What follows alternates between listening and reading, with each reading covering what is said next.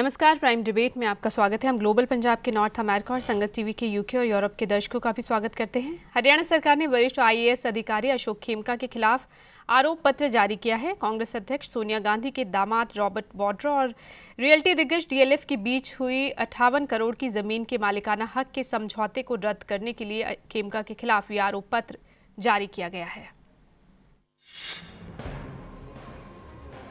भारतीय प्रशासनिक सेवा के अधिकारी अशोक खेमका पर शिकंजा कसते हुए हरियाणा सरकार ने गुड़गांव में रियल एस्टेट कंपनी डीएलएफ और रॉबर्ट वाड्रा के बीच हुई जमीन सौदे के परिवर्तन को पिछले साल अक्टूबर महीने में रद्द करने के मामले में उन्हें आरोप पत्र दे दिया है। 7 पेज के इस चार्जशीट में खेमका पर आधा दर्जन भर आरोप लगाए गए हैं। इनमें उन पर डील गलत ढंग से रद्द करने के अलावा वाड्रा डीएलएफ की प्रतिष्ठा को नुकसान पहुंचाने का आरोप है। इसके अलावा तबादले के बाद चार्ज नहीं छोड़ने और टाउन एंड कंट्री प्लानिंग विभाग को बेवजह मशवरा देने, मीडिया में सरकार की नीतियों की निंदा करने और भारतीय सर्विस रूल्स की धाराओं का उल्लंघन करने जैसे आरोप लगाए गए हैं।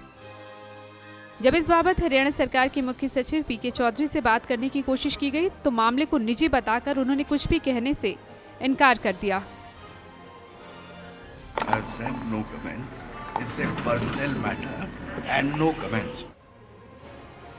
लेकिन इस मुद्दे को लेकर विपक्ष सरकार पर हमलावर हो गया है। विपक्ष खेमका पर लगाए आरोपों को निराधार बताकर पूरे मामले की निष्पक्ष जांच की मांग कर रहा है।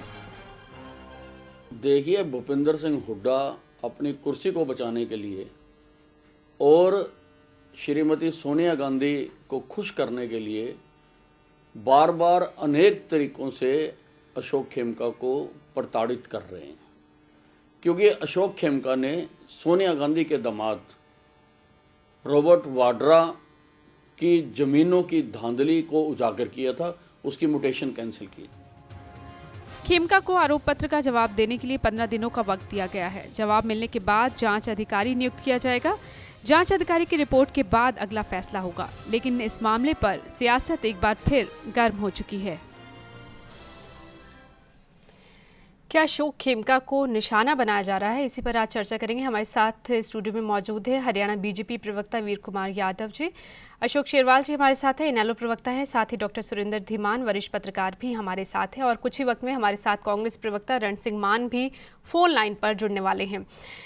डॉक्टर सुरेंद्र, आप ही से इस चर्चा की शुरुआत करना चाहूँगी। क्या लगता है कि इस पूरे मामले को, पीके चौधरी को हमने सुना, उन्होंने कहा कि ये निजी मामला है, क्या आम जनता को ऐसे मुद्दों से कोई सरोकार नहीं होना चाहिए जहां एक अधिकारी आवाज़ उठा रहा है, भ्रष्टाचार के आरोप लगा रहा है और उसके बाद ये सारा मामला सामने आ रहा है? ये उनका बयान बिल्कुल गलत था, इसको किसी ने भी सराहा नहीं है। ये व्यक्तिगत मामला नहीं है, ये एक सरकारी अधिकारी का मामला है। सरकारी अधिकारी ने एक लैंड डील मामले का उजागर किया है, उसमें घोटाला हुआ है, उनका ये कहना है। और अपने बार बार अपनी पहली रिपोर्ट में जब ये म्यूटेशन रद्द की थी तब भी, उसके बाद जब सरकार ने 3 अफसरों की कमेटी गठित की उसके रिस्पॉन्स में भी, और उसके बाद बार बार उन्होंने ये कहा कि 3.5 लाख करोड़ रुपए का घोटाला है। अगर एक वाड्रा डीएलएफ डील को एग्जाम्पल माना जाए, जितना भी CLU 22,000 एकड़ का CLU जो दिया गया है, 3.5 लाख करोड़ का घोटाला है।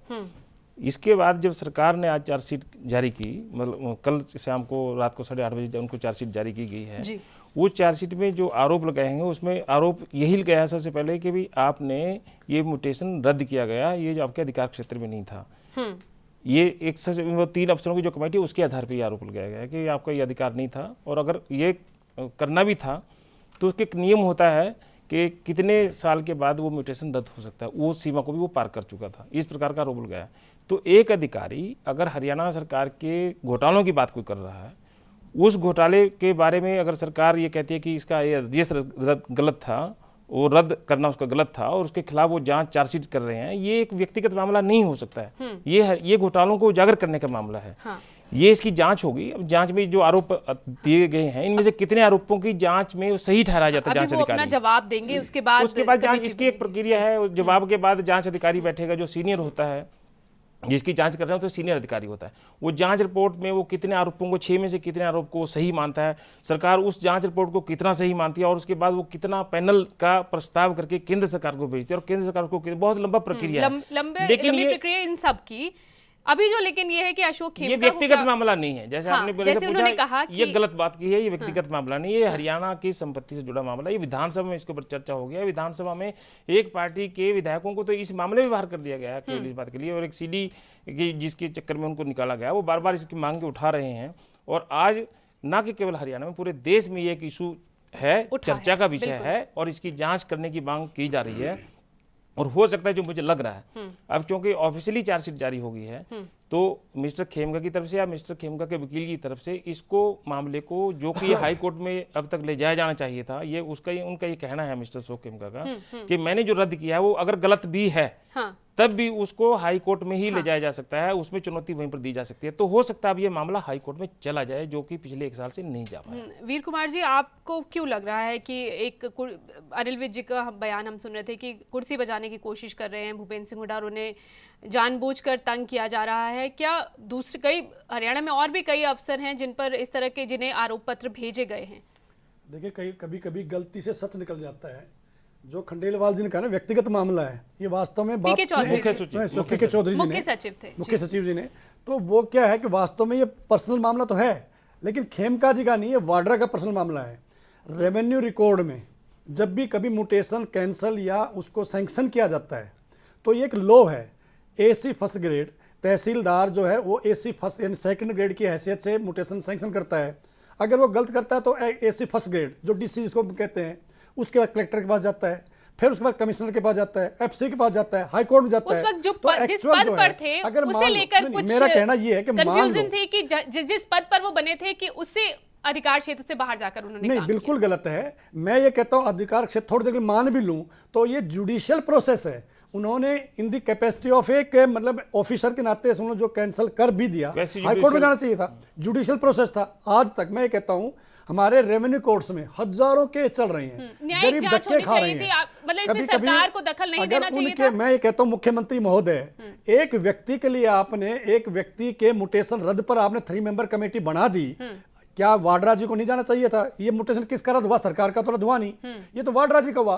तो इंडिविजुअल वाड्रा DL का जो म्यूटेशन कैंसिल हुआ, नहीं, ये मैं थोड़ा सा करेक्ट कर दूं, थोड़ा सा। वैसे तो आप ठीक कह रहे हैं, ये म्यूटेशन रद्द हुआ DLF का। वाड्रा ने DLF को जमीन बेच दी, उसकी रजिस्ट्री होगी, DLF के नाम इंतकाल चढ़ गया, वो इंतकाल रद्द किया, तो इंतकाल रद्द हुआ है DLF का। मैं डॉक्टर साहब थोड़ा तो इसमें थोड़ा ऐड कर रहा हूं।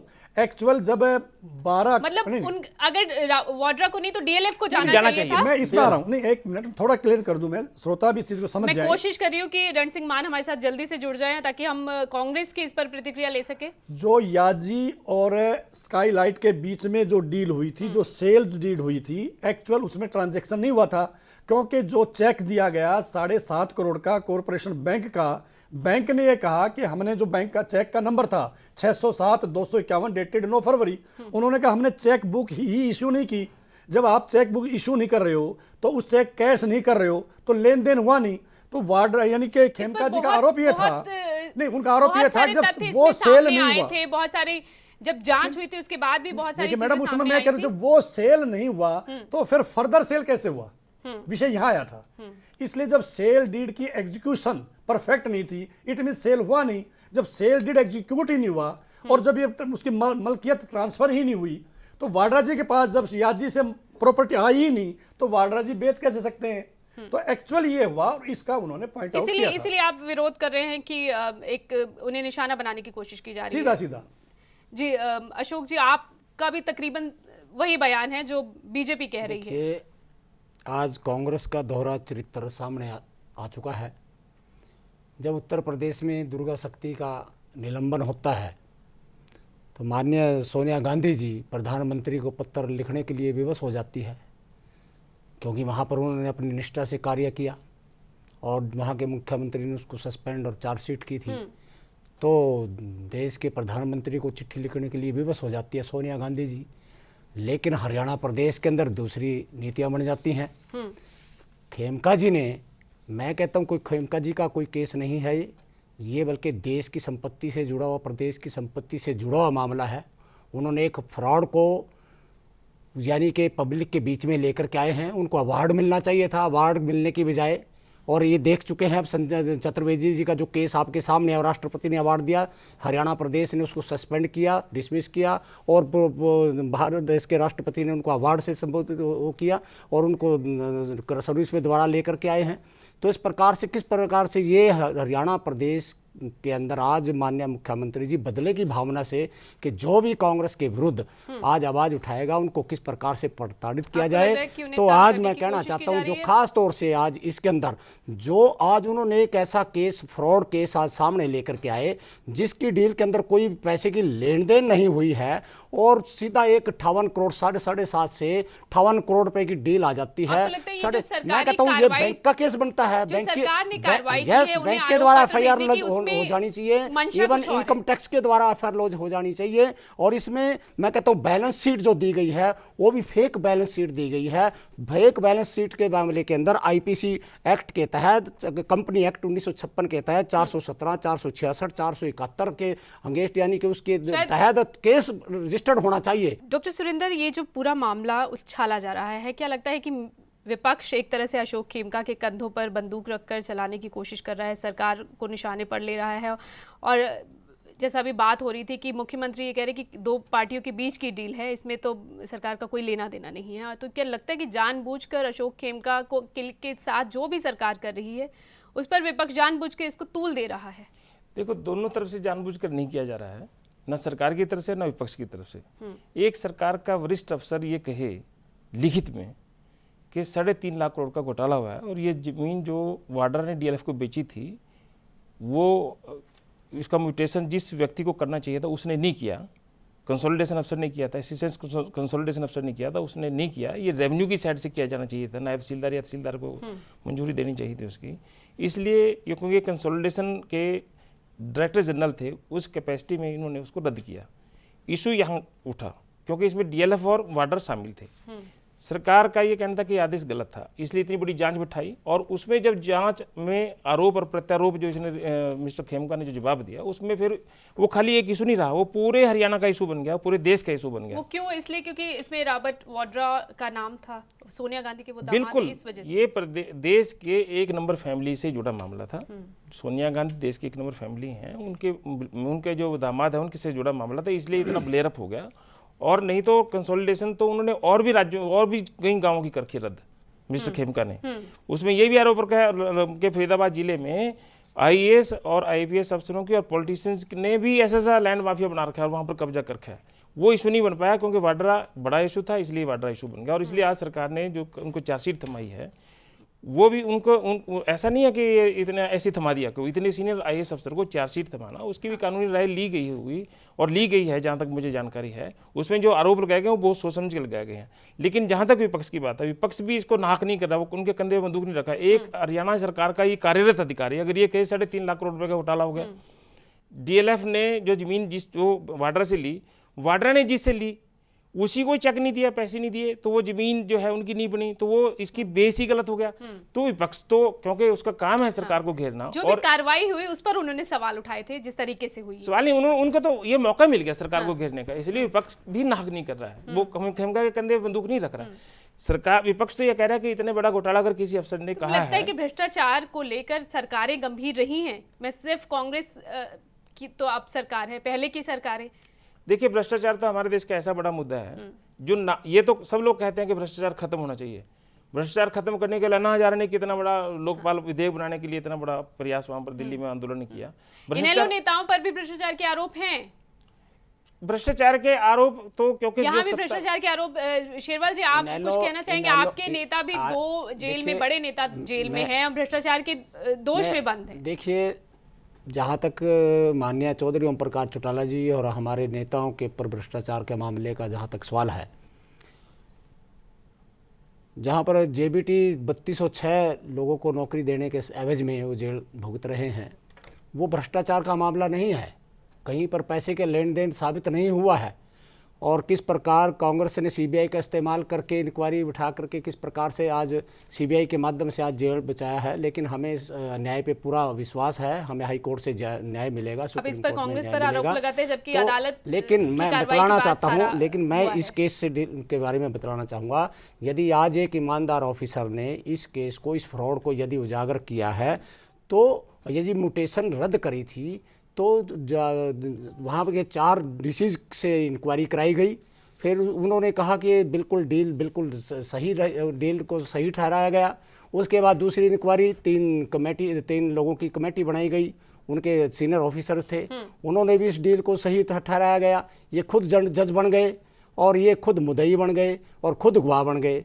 तो किस प्रकार हम सोच सकते हैं? इवन मिस्टर खेमका ने तो उन तीनों अफसरों पर भी सवाल उठाए थे जो हमें कमेटी तो थे। हमने उनको ये कारण बताया कि ये अफसर इसमें जांच कमेटी में होनी नहीं चाहिए। जबकि यदि म्यूटेशन रद्द हुई है तो इन्होंने कोर्ट में जाना चाहिए था, चैलेंज करना चाहिए था, कोर्ट में जाके चैलेंज करना चाहिए था। पत्थर पर जाए तो आज जो आरोप लगाते हैं कि तबादले के बाद 4 नहीं छोड़ा, हर किसी कर्मचारी को 7 दिन का कम से कम टाइम मिलता है।